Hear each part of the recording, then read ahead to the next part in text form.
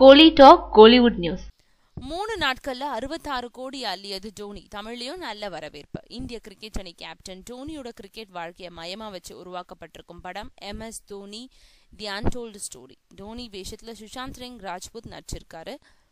இயக்கம் நீரஜ் பாண்டே. இந்த படம் செப்டம்பர் 30 வெளியாச்சு.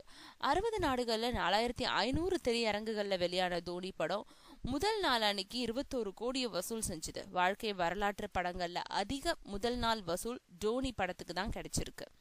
சனி ஞாயிறுல டோனி படத்தோட வசூல் இன்னும் அதிகமாக இருக்கு. சனி அன்னைக்கு 20.60 கோடியும் ஞாயிறு அன்னைக்கு 24.10 கோடியும் வசூலிச்சு சாதனை செஞ்சிருக்கு. ஒட்டு மொத்தமா முதல் 3 நாட்கள்ல 66 கோடியை வசூலிச்சு 100 கோடி ரூபாய் வசூலை நோக்கி வெற்றி நடை போடுது. தமிழகத்திலையும் தோனி படத்துக்கு அமோக வரவேற்பு கிடைச்சிருக்கு.